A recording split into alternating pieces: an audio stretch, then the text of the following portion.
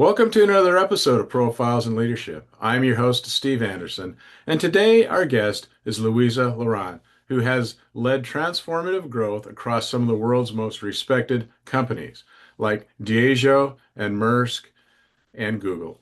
A strategic mind with a human lens, she has shaped industries by combining technological foresight with the courage to act before the path is clear. At Google, Louisa launched a billion-dollar supply chain solutions business, doubled growth in a global industry vertical, and led strategic business transformation. At MAERSK, she co-authored the strategy that redefined the brand globally and doubled the share price, helping pivot the company from traditional shipping to integrated logistics. Across more than 2 decades and all continents, Louisa has worked across B2B, B2C, and global tech, bridging commercial impact with human-centered change. Louisa also serves on the boards of Copenhagen Business School and CataCap Private Equity and is the author of Leadership, Anatomy in Motion, published globally by Fast Company. Bringing clarity and alignment, she advises boards and executive teams through strategic transitions, shaping both direction and dynamics to unlock value and stay relevant. Known for turning complexity into decisive direction, she is a trusted advisor and sought-after speaker. So, Louisa, welcome to the program. It's great to have you on today. Great to be here, Steve. So let's give us a little bit of context. We heard in the bio that you're very international in your experience. You live in Denmark now, so just give us a little bit of context of kind of where you grew up and how you got into this world that you live in today. Yeah, no, thank you. I think it's always, there are so many things one can focus on, but you're absolutely right. One thing that has been pivotal in shaping me in my life is that international mindset. Both when I grew up, I lived abroad in the UK and the US with my parents, as did I while studying. And when I started my career, first at Moet Hennessy, the French luxury champagne and cognac business. And then within Diageo, I worked across 8 different markets. One of those elements was also both working in a global role, a regional role, and a local role. And it teaches you a lot about understanding which things need to be uniform if you are managing global businesses, but where do you also really need to respect local cultures, local insights, etc. So when I from there moved to Maersk, the huge shipping giant, which naturally is a global company. You can't move global trade and 20% of global trade if you are not attuned into the let's say global footprint. So once again, I kept my anchor, but I was curious about what was required, both where infrastructure was heavily built out, but also where it was more infant and where we were more developing growth. And then last, of course, landing in a company like Google, which is clearly globally used, but actually much more regionally anchored in the sense that because the company is younger, it hasn't had that long tenure of growing out. So it's been interesting how my, let's say, expansion and still, let's say, understanding of the different cultures and the different business models within that has continuously complemented and grown, but at the same time also been able to bring, for instance, understanding of what should how can Google be relevant for a very traditional business out of Germany, for instance, or how do you show that you are still relevant in a market that doesn't even have the foundation in place? Yeah, yeah, that's quite a diverse background for sure. So what are you doing currently now? What does your day-to-day look like right now? Well, so I left Google just under a year ago, and my last role there was really doing strategic business transformation for the largest cloud customers across Europe, Middle East, and Africa. That was a phenomenal role to understand how the world moves forward across multiple industries. You start to look at how can one industry not move further because it's dependent on another industry moving forward. Let's say, for instance, retail in store, you want consumers to do it all themselves or automate, but you can't do that before, let's say, a telco provider has ensured that the connectivity at store is implemented with edge computing and vice versa. And then you need the payment ones, all these type of things. So a really interesting role when you are curious about how to move the world forward. So as Google is naturally a product company, and that's where the focus is, and Google enables people to grow rather than, let's say, leaning in to shape them. As that function couldn't cease to exist, I thought, well, actually, I know that this business is that the market is there. So I have since then simply served the market myself with my network. That has taken a couple of forms. One is, of course, executive advisory, where people come in and build the benefits of that deep into understanding both of technology, especially also what's going on in AI, but at the same time also large scale operation and transformation. And then I've also thought that this should not be limited to those who have that executive presence and therefore also a ability to invest at the level, but I've also brought it into a book to make sure that the world moves forward. So it was, let's say, my curiosity did not find the fourth angle, as in moving from consumer to B2B to tech. I thought instead of finding that fourth one, let me spread it out there, because I've really seen what makes people move. So that should not be a kept secret. Yeah, that's great. So, and then those on the video, I'm showing up the book right here now, Leadership, Anatomy, and Motion. And great book, well done. That must have taken some time to put together. Do you enjoy writing like that, or was that kind of a real dig in a ditch? Well, I loved it, but I would say surprisingly, it did not take that long. I did my first brain dump, which was truly a brain dump. Poor first person who had to read it, literally just sitting there writing, writing, writing, writing. And then I got a great editor on board in the beginning of the year, and I decided to rewrite it fully again with, let's say, her good questions and her challenges to the structure. And I would say because one is used to, like, say, focused work, long days, etc. I simply started in the morning and I said, I can't finish until I'm done with a chapter. And Wow. then the next day I reread it and continued that way. And therefore it didn't take that long. The reality is when you have built a career across so many industries, first of all, you have a huge catalogue of experiences. Mhm. And secondly, it's simply also being quite selective with which stories do you bring into this book, which are most meaningful and relatable and translatable for the reader. And what's interesting, of course, the difference between doing advisory and writing a book. In advisory, you go very specific and saying, what do you need to do? What's the proposition you have? What industry pressures are you feeling? Do you want to be leading the industry, following, etc.? When you're writing a book for a wide audience, you need to really focus on the how, because you can bring in some of these examples and stories, which is what I've done. It's pure storytelling, pure experience, but you need to focus on the how level. And that's really where the framework came out, because I tried to look back and say, what have I seen in those who have been most successful? Yeah. I have both seen people who, let's say, believe that they have the whole truth when they are not wrong in what they say, but it's insufficient. And therefore, I've tried to complement it with the other sides. And I've also seen people who, let's say, have grown into it. So across this, I've really identified four core behaviors Mhm. that drive significant transformation, not just of a business, but also of a leader. And that is envisioning ambitiously. So, really having the ability to look far, to see what's going on, to imagine that positive position in the future, not being confined by today's, let's say, immediate delivery. So, that ambitioning ambitiously. The Mhm. second one is one that especially the technology world does really well, which is expanding with curiosity. It's one where you have to be very, very open. You have to be very collaborative. You need to understand the collective intelligence around you, whether it's within the organization or outside. It's also the one where we are seeing right now tech companies partner at an extreme scale and therefore building wealth faster than any other industry because they simply grow each other. So expanding with curiosity is a skill, and it's something that a lot of executives have, let's say, not honed because they have been expected to give the answers fast and short meetings, come in, approve, leave again. instead of truly exploring and surrounding themselves with diverse opinions and challenging thoughts. So that's the second one.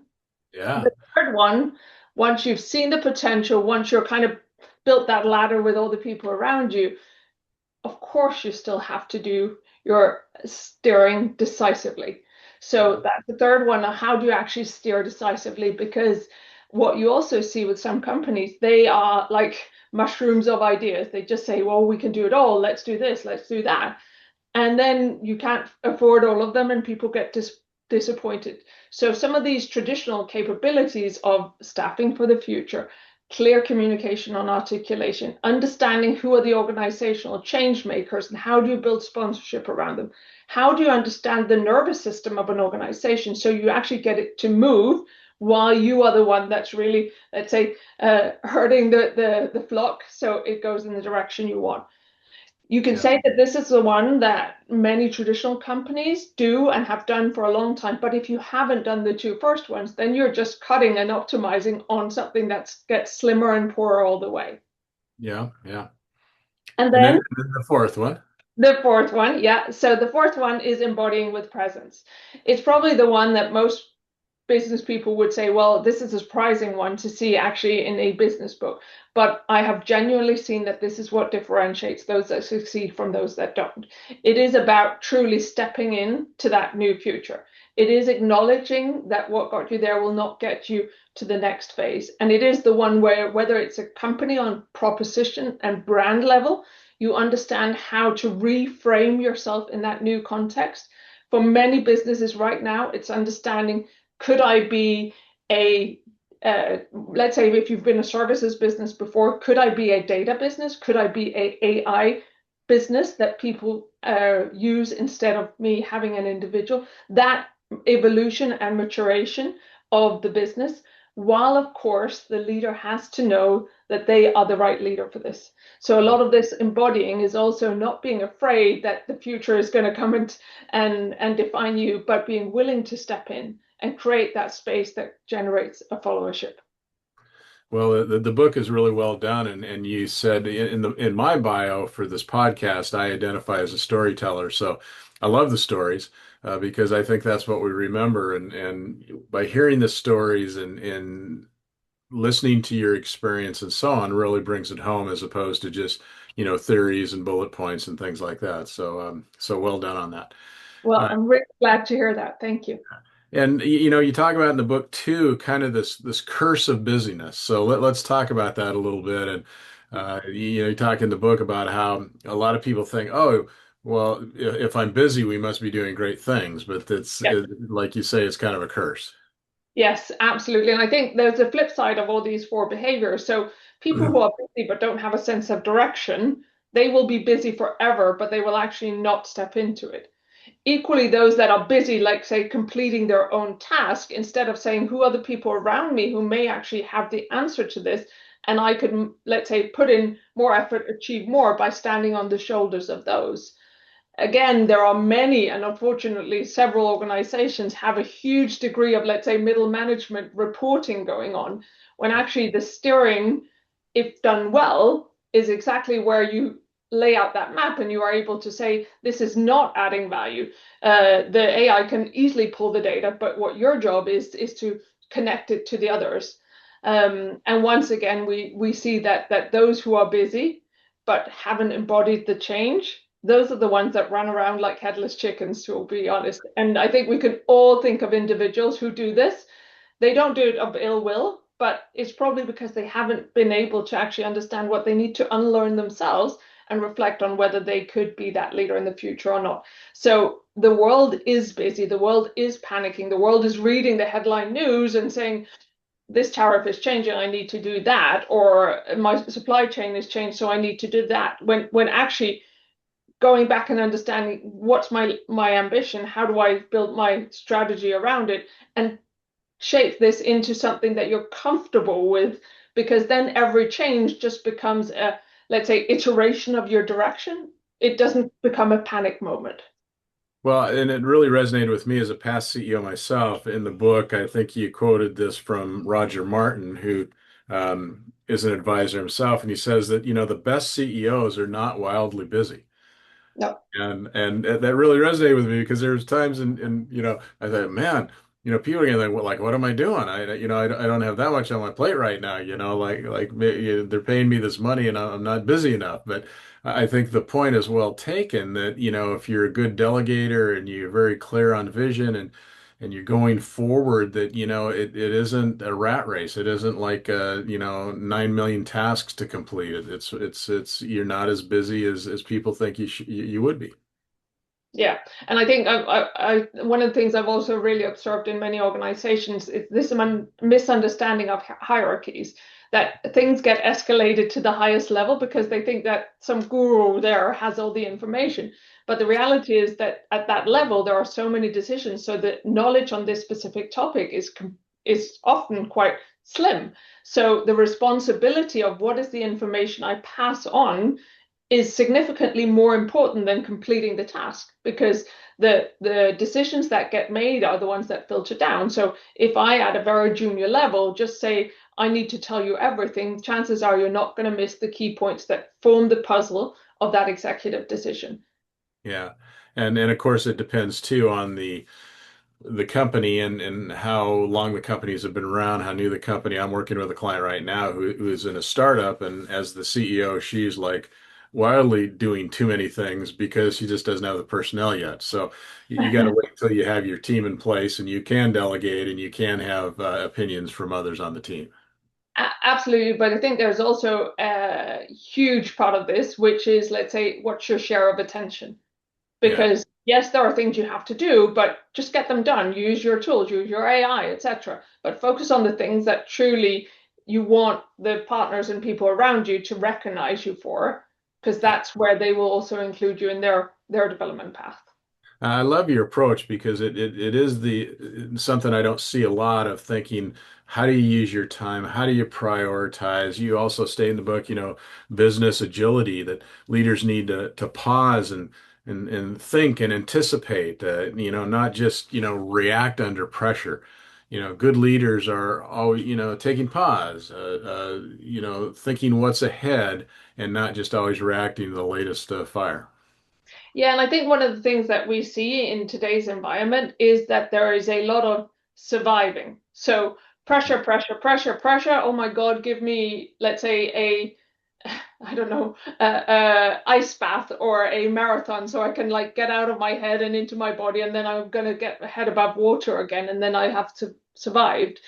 Versus getting into that space where you don't have the degree of, let's say, debates in your head, but you actually feel quite centered, calm, and therefore you're able to make significantly sharper decisions. So this is not any way a cop out and saying you will achieve more. It's actually a tool to achieve, sorry, you will not achieve less. It's a tool to achieve more if you actually clear your mind and are ready and alert to, let's say, every piece of information that comes to you adds to that equation in your head, and you're therefore ready to turn or confirm.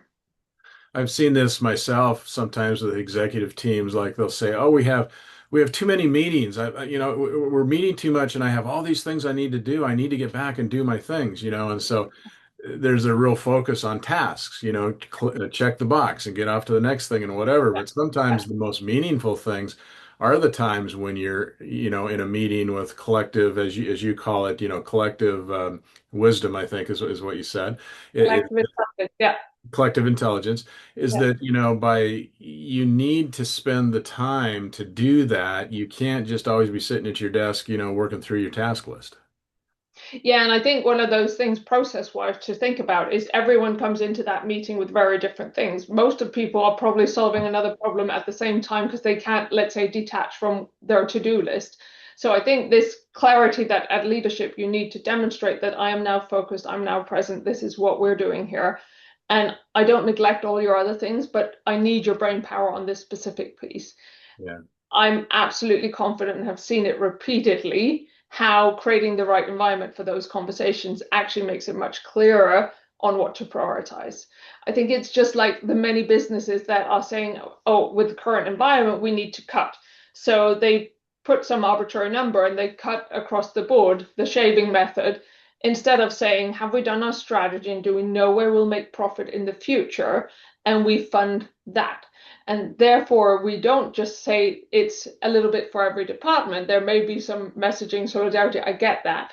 But the acknowledgement of saying it's always easier if you said to someone, I want you to cut half of what you are doing.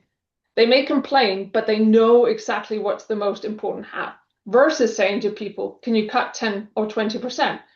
Then they cut 5% and they tell everyone to run faster and they don't message to the organization why it is this way. So the mental journey of actually taking the hardest task yourself, and then if you're lucky, you can build upon that.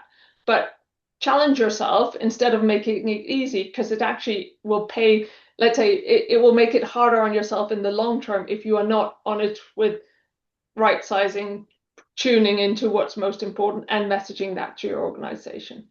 And I think too, just identifying what your gifts are and what you're good at. I've done this with clients as well. Like say, let's list all the things that you do, in a day or a week or whatever it is, and just list them Yeah. all out. And then list the ones that you enjoy or check the ones you enjoy and put an X by the ones you don't enjoy, and then figure out what are you best at. So there's no, assuming you have a big enough team where you can delegate and whatever, don't do something that one you don't like and two you're not any good at. That's something you need to delegate so you can focus on what your gifts are. I agree, but I think there's also an extra dimension, especially in today's day and age, where before one could say, okay, if you're not best or second best in the market, you're not going to win. Mhm. But I think where we are getting into more of platform models and AI enabled business is you just need to be really clear on what's your added value and who that added value can be valuable to. Because we are seeing a lot of small component businesses that actually make a huge difference if they tie on to something bigger. But that thinking is not something that most traditional businesses have grown up with. They're like, we need to be the biggest because otherwise no one's going to pick us. Well, actually, think about what's the core proposition that you can make someone stronger with and go and build upon that. I think in a lot of conversations in the Google environment, the conversation has been, would you rather be a small cupcake or have a slice of the really big cake? Yeah, yeah. I think it's interesting too that leaders sometimes struggle with this balance, between their past successes, but knowing that they need to transform for this rapidly changing future that we all focus. So, you just can't rest on your laurels or say, well, this is the way it's always been, or this worked before. You almost have to reinvent it all the time. Yeah, no, and I have quite a few stories about this in the book because I think this is where one can't blame because, as you said, this is natural when you've built a long career that has put you at the end of the table. However, I think the acknowledgement of knowing that the conversation is going on in your head, it's also going on in your team's heads, and it's also going on in the board and the owner's head. So rather than waiting for someone to come and tell you, actually, we found someone better than you or challenge you on skills that you don't have, the more you can take ownership of developing that yourself and asking for the collaboration that you need, the more you're also able to shape the future that you desire yourself. So I think this naivety of saying, no, I'm just going to not talk about it, I'm going to hide, and I'm going to hope that no one realizes that I don't have this understanding of how technology is going to shape my future is a missed opportunity to actually say, how do I grow, but how do I therefore also control based on that additional knowledge? Which leads right into, who do you think is better positioned for the future? Is it the tech disruptors or is it more legacy companies? And what can they learn from each other for this rapidly changing future we face? Yeah, no, I think it's a really interesting moment now because I think at current time, neither of the two are well placed. However, if nothing changes, the tech companies will win.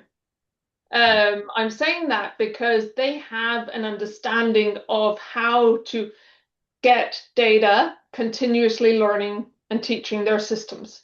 So the models will grow based on that access to data, more so than someone saying this is actually the best solution for the job.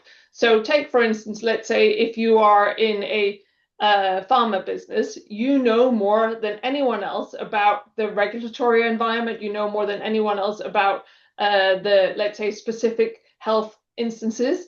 But at current time, these companies are focused on their present delivery model, their present, whether it be, let's say, pills, vaccines, whatever it may be, instead of saying this knowledge, could it actually shape decision making and do more predictive health? I know this is a conversation going on in many, many places, but you often fall into the incumbent's dilemma of saying, am I willing to risk my current revenue model? So because this is happening at scale, and I just took one industry as an example, the tech companies can come forward with solutions that are built on less business insight and less knowledge because they don't have the same level of depth for all industries. However, because there's no alternative, that's what may happen. I think another good example of this is, of course, self-driving cars. There is no one in the world that can drive as well as a self-driving car from a pure data point assessment element. But because of the liability and the responsibility one takes on, this has been, let's say, standing still for a long time because the tech companies don't want to take the responsibility, or I'm assuming this is not a part of what I did before, so I shouldn't comment, but more from let's say, a philosophical perspective, versus the car companies who say, is this going to be a competitor for us? Versus the insurance companies who say, we don't want to have it because we don't know how to price it. So these type of dilemmas are going on now, and I think it's a great time for any business leader to say, I'm going to claim my share of the future. I'm going to define what it looks like. I'm going to take the knowledge that I have access to in my organization, in my ecosystem, whatever it may be. I'm going to digitize it. I'm going to choose to bring it into whatever business model suits me in the future. Because if they don't, then for sure the tech companies will win. It's always amazing to hear the stories of leaders that when the company was killing it and everything was going great and everything's going fine, and then in the middle of all that, they decide to do something different or they decide to make a change, which, conventional wisdom would be like, well, if it's not broken, don't change it. Just keep going strong. Things are going great. But it's always impressive to me that a leader has that belief or trust in themselves and the company that they can make a change even though things are really going well. Yeah, but I think it comes back to you need to train this as a behavior, just like you train anything else. If you want to play a sport, you don't just go from training once to doing a marathon or whatever it may be. This ability to read the market, to collaborate, to steer, to manage the change is something that gets better all the time. So if you train it on small things, when something disruptive or transformation is required, you've actually built the muscle both yourself and in your organization. So, in your experience, what key trait separates leaders from, the ones that thrive and those who stall in this time of transformation? I think it's a two sides of a coin, but the most important one is those who are open. Those who understand that even though you're very successful in whatever you're doing, you do not know everything. Like those who are generally curious, bring in different perspectives, etc. And as I said, not to change at every corner, but to either confirm or complement their own knowledge. So being open is absolutely essential. The other side of that is, of course, knowing who you are, whether as a business proposition or as an individual. Because those who, let's say, just keep being too open, they lose their anchor. But knowing this is what I can bring, and therefore also what I cannot contribute to, what I cannot win, and I need to step out of, is the other side of that being open element. I love how you use the word curious, and it's one of your four traits that you described earlier. Because I think it's so important. Good leaders that I've seen are the ones who actually say they're very curious about, well, maybe we could do this, or maybe there's a way to look at it differently, or I'm interested in your opinion of how you look at it, as opposed to the leader who says, okay, here's what's going to happen. We got this, we got that, we're going to do this, this, this, and acts like they have all the answers. I Yeah. think. especially in today's world, that curiosity piece is a real significant leadership trait, I would think. One of the questions I often use with executives when we kind of, let's say, get stuck and they're like, but this is how it is. I ask them, what would it take to change your mind? Hmm.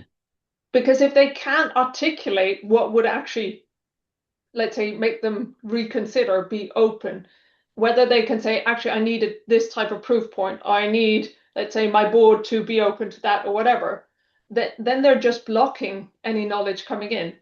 But when they then do that introspection to actually honestly say, what would it take? Then you can start to say, actually, I respect that. That's a really good point. How do we address it? How do we find the information for you? Because the blockages are put up much earlier, is my experience, than actually people have assessed the real question. Yeah, the question in mind. And you make the point in the book, which I think is a good one. It's what I've always felt too, that leaders often focus on those traditional KPIs, to reach their goals. And if that's your focus and that's all you're looking at, that you don't have the ability to think in different ways, and you can kind of get stuck on just focusing on the wrong things that may have made sense 5 years ago but aren't as important today. Absolutely. There's a point of this, of course, reconfirming the past. There's also this element that you don't live in a vacuum. Things do change. And I've been in several businesses where, for instance, you've built a business unit from the view of entrepreneurship. So defining, let's say, the future value proposition, starting it in a small business, and then you keep, let's say, oh, that's our future, but the big ship is really here. Many people then struggle between how do I actually prioritize the thing that they keep saying is important, but I still need to achieve my big target. And that's where I think there's a benefit in using whether it's KPIs, OKRs, or however you manage your business, in saying if this is truly the future, then everyone has to take responsibility of it. Everyone has to be part of defining how do we better support this future proposition than the current one. Otherwise, you're just, let's say, reinforcing the anchor and giving them some nice cherries on top that will never really change the ship. And expanding this to even a bigger vision is you talk a lot about, strategic partnerships. So again, if Mm. you think you know all the answers and you keep everything inside and you just focus on these one things, you're going to miss those strategic alliances or those strategic partnerships that are opportunities. Yeah, and I have some of the examples in the book, especially the one on the automotive industry of how if you just keep everyone's executing the same strategy, actually the ones who step out and say, how can I, for instance, decompose my business and rebuild it in a different way? All of a sudden, while everyone is looking at the same direction, they come from the side and they are actually able to build a more profitable, significantly more, let's say, investor supported business, but also one that's more future proof. Mhm. And I think sometimes there's things that, again, like you say, you just have to be open to it. I know on a personal level, in the physical therapy world, I can remember it before the pandemic. Everyone is talking about telehealth. How can we get telehealth into, our businesses, and how can we help our patients with telehealth? And talked about it for years and years and years, and no one could really figure out how to do it well. And then the pandemic came, and everyone figured it out in 2 weeks. So sometimes Exactly. you have a driver that just pushes you in that Yeah. direction. Yeah. And that's one of the tools I use often as well. When they're like, no, no, we have a vision, we're good. I'm like, okay, so put yourself in someone else's shoes and you had your business. What would you do? If you had this happen to you, what would you do? Force people to expand their thinking a little bit because it's so reaffirming. Just do what you've always done. I mean, I indulged this year and took a neuroscience class at MIT, and it was interesting because it just reconfirmed every single thing I had experienced. But it also showed that it's definitely not from ill will. It is simply our brain reinforcing the behavior, and how this neurogenesis or new synapses does require new context or existing things being put together in a new way. You can't just tell someone to change, it doesn't work. Our brains simply cannot do it. So, creating this space and the environment, lifting people out of where they are today, whether through a pandemic, I've also seen it through cyber attacks and things like that. These are great change makers, but do you really want to wait for this to happen, or Yeah, do you want to be prepared? I love the brain science part of it. To me, that being in healthcare, it I don't know if justify is the right word, but reinforces things that Mm, we see all the time. And when you can see brain science supporting that, you can understand why we get into these ruts sometimes. yeah. And one thing that you also mentioned in the book too that I believe in so much is a lot of people always try and attack the issue or the challenge with data, more data, more data, more data. And it's kind of like, often we have too much data. It's not about that. It's about having the curiosity, as you said earlier, of figuring a way to use the data we have in a different way. We don't need more data. Yeah, and I think also the element of like just asking like what else could be true? Like what's the data you don't have, but you probably have a, let's say, past experience or past behavior or someone who said something that you're clinging on to that principle that is pushing you down a very narrow path. So I spend a lot of time also unlearning. And I would say also for myself, the visioning has also always been natural to me. I've been a dreamer. I've seen things early. I'm like being curious about, couldn't this happen? And what about that? But the expansiveness and being open, that is something that did not come naturally to me. And I think again, it's that continuous reinforcement that we have in our systems where if you are a high performing individual you are expected to have the answers, so it has to require it, you have to work quite hard to say actually I have a answer, let's call it a hypothesis, but let me be curious about what could it else be. And then I think I've also, let's say, been very decisive in saying, okay, it shouldn't just be an idea. Let's make it happen. Let's steer it. Let's make sure it achieves it. And throughout these multiple career shifts and throughout, let's say, maturity in life, I've definitely also felt how this embodiment is a core thing within me as well. Because I do recognize how people come in from one industry to the other and they maybe have had a long tenure and they think they're now there, and someone comes in from the side and they think, what do you know about my business? You have no clue. You've been in some other industry. You can imagine coming from the alcohol and lifestyle business into an operational giant like Maersk.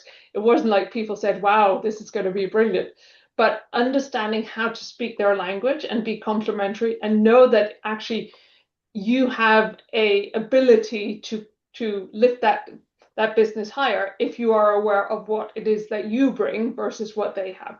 So none of this is a feeding of fear or anything like that. It is saying, how do I actually be honest with myself and take responsibility and step into something that's valuable both for myself and for others? Well, and I think what you're saying here is so true is that it's, with AI and all this data and all this, information and whatever, that's all important. It's not that it's not, but it always comes back to the people side of things. You've got to communicate, you've got to be inspiring, you've got to get people going. And you said in the book too that the real risk isn't really change, it's disconnection. Yes. Yeah. So that's the ability of a leader to make sure that, all this talent is connected and communicates and knows how to work together because collectively you can do so much more, but to have a collective success, you need to be able to work together. And it doesn't matter, if you have the latest and greatest, it's how the people work together. Exactly. And if you are disconnected from your ecosystem, from your organization, from anyone, then people will at best do what you ask them to do, at best, but they will never, ever give you more. They will never help you find another solution. They will never lift you higher than you thought you could. And I think this is a behavior that we need to tune even more into now because AI is accelerating the access to information, and none of us are the knowledge that we have. We are the usage of the knowledge brought into a right context. And in relation to that, explain to our listeners here today. So you often do this exercise where you take splitting leaders into two groups. So you Yeah, have one set of leaders that are representing the company, and then you have the other leaders that are going to represent the customers, and yeah. you have this exercise. So explain the exercise and then tell us what you learned from that. Yeah, it's basically just role playing a Venn diagram, exactly like you said. Split the group, two. One is the business, one is the customers or the partners or whatever it may be. And when you start this, everyone says, we know exactly what our customers want. We don't need to do this exercise. But every time what happens is when you then say to them, like, really think about what's important to you, what you really want, not what should you say in a sales process, but which KPIs do the various people have, what's their timeline, who has the authority to decide, etc. And then bring them back into the room and basically debate it out. I have done this repeatedly, and it is scary how often there is nothing in the center of the Venn diagram if people have done the exercise well. Because the point is, then they start saying, well, I won't give this to the customer because it doesn't help my margin. I'm like, that's fine, but let's just acknowledge what this does to our organization. That we sit here as a leadership team and we've not set ourselves up for success. So if we really want our sales teams to be selling this, how do we actually build some interdependencies so we can ensure that it doesn't get cut up from another department because it's a margin diluting element, etc. So the disconnection could be between what our company thinks and what our customers think. It can also be between what our employees think and what the management thinks. And if you're disconnected, trouble Yeah. ahead. And I think one of the things of disconnected within an organization, people are like, no, no, no, I've spoken to my team. But you never think about, well, maybe you do, but most people then go, oh, I've considered that. But the lack of psychological safety in most organizations, it does exist. Some it's worse, some it's slightly better, but it exists everywhere. And the point of building knowledge bases at the horizontal level instead of the vertical level. So saying, let's take all the entry level teams across multiple departments and have them talk. Then we take all the middle managers and have them talk. And then we take the executives and have them talk. The top level probably talks already. But creating those horizontal alignments and understandings, that actually empowers people to break down silos significantly more than if you build hierarchical up, because then they need to prove, they need to protect their future career, and at the same time, they don't actually take responsibility of operating together. Yeah, and another way to say that, I think you stated, is that management becomes its own justification to exist then. Yeah, Where it's like, oh, we're doing this and this because we haven't done what you just described. So yeah, exactly. that says that we need to be here because we need to do this, when in reality it could be done a lot more efficiently, a lot more in bringing more of that collective intelligence, like you said, back into the system. So the assumption that people don't do this, that must be because they genuinely believe that their brain and their capacity is better than the sum of everyone around them. Yeah, yeah. And then we talked earlier too about clarity and how important that is. The business can't move forward if everyone is not clear what the mission is, what the Mm. values are, what you were trying to accomplish. And as you say, it can't be the chase the shiny object. It can't be like everything. You need to hone it down to what everyone understands what we're doing here and why. Yeah, and I think the point is you need to say, here's the direction, this is our ambition. But a true venturing into an ambitious space does not mean an EBITDA target in 5 years' time. It Yeah. means this is what we believe in, this is what we have a relevant position to achieve, and we have the conviction to go after it. But it also has to create that space for someone to come in and contribute towards it, someone who has an idea that could maybe jump a few steps in that. I think if you as management expect that you can define every step of the way, you're wasting that creativity. But at the same time, if you span it out too widely, you're wasting resources as well. It's a Yeah. clear direction that gets reiterated, and you communicate repeatedly that direction, but you also then hero those who have enabled you to take more steps towards it. It's not you achieved your KPI, it's what you did accelerated us in the direction that we were going. And to have realistic expectations too. I think that, we're making it sound simple and easy, like you just do this. It's not easy. In fact, you state that really resonated with me because it's exactly what I believe, is that it's essential to kind of embrace, an architect to a degree of messiness, as you say. Yeah. In other words, it is messy sometimes and it is hard and it's things come up and we can't expect everything to be crystal clear all the time. Sometimes you got to, wade through the mud to get to the clarity. Exactly. Feeling comfort in discomfort is absolutely essential in change. And Yeah. that's, of course, very different for individuals. Some people need some degree of comfort, others don't. But I think acknowledging that element of at this phase, we know we are in messiness because we need to expand our proposition. That's why. It's not because we're stupid, it's not because we didn't get it. It's an active choice to expand with a bit of messiness. And everyone therefore also knows at some point in time, we will look for the best of these elements to shape into our future proposition. And that creates a positive hunger, a contribution, and a willingness to support not just the immediate step, but how it can fit into the future proposition. And that's where you then start saying, okay, for you who has a need to know exactly what will be done, then you pin it down and say, your job is to identify how this component can be strong enough to be part of the future. One of my favorite leadership books that's a little not very well known, but the title of it is Say Yes to the Mess. And it's the Yeah, same concept. And it's written by a jazz pianist who talks about a jazz band and how a lot of times the band is going and all of a sudden it gets really messy, like everyone's kind of going a different direction. So you just kind of have to say, okay, what can I do to support the person who's playing the lead right now to support them so we can kind of get back to, where it's more clear of the direction we're going. And yeah. I love that analogy because again, so many leadership books, and yours doesn't do this, but so many leadership books, make it seem, oh, it's so easy. You just follow points A, B, and C and everything goes great. Well, it doesn't go great. There's a lot of messiness. There is indeed. And I think this is where I personally like to, let's say, zoom out a bit, just like with, let's say, news clippings or whatever, where it's all over the place and this is changing, this is changing. But if you look at the longer patterns, what's the current, what are we seeing in this mess, then actually you can build a narrative that people can see themselves in.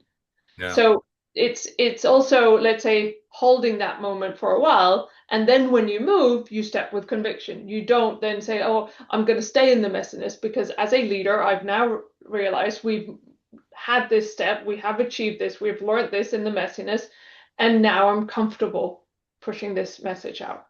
And that gets back to your brain science you were talking about as well, is that our brain is wired to try and make us feel comfortable and try and take the mess out of it and make it crystal clear. And sometimes that's, again, we just have to realize that's what our brain's trying to do. But to get to the Yeah, next level, sometimes you have to be comfortable being in that uncomfortable situation. yeah. And that's just that's brain science. Yeah, absolutely. And also I would say if you are someone who's trained this over a longer period of time, it is in fact not uncomfortable. But when you say to people first times, of course it's uncomfortable. Yeah. But when you realize, I said, this is another chapter in your book, and because you haven't actually turned the last page, you don't know where it's going to go, but you are still as committed to achieving this step really well, then the discomfort goes away. Yeah. I can remember a CEO once told me, which I kind of scratched my head and I thought, really? And he said, I hate to admit it, but I'm kind of the most passionate, the most engaged when there's a train wreck. And I'm kind of like, so you can see how sometimes people are really good at that. And I would say a lot more people like it when everything's calm and collective, versus, messy. So there's obviously a balance.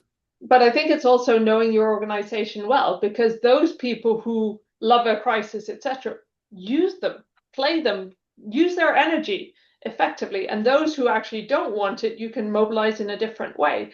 I think a lot of, let's say, staffing and organizational management is focused on let's say, a functional capability or skill rather than how can I actually use these people to generate more momentum in my organization. I think it's just as important to know both sides of that map. And I could so imagine these CEOs who love the firefighting. It is, of course, because then they feel needed and wanted and they have a lot of action to do. But most of these companies are changing over a long tenure of time. And if you really want that, then chances are you can go find a pet project or you can go get a hobby. That's not what your board is expecting you to do here. For sure.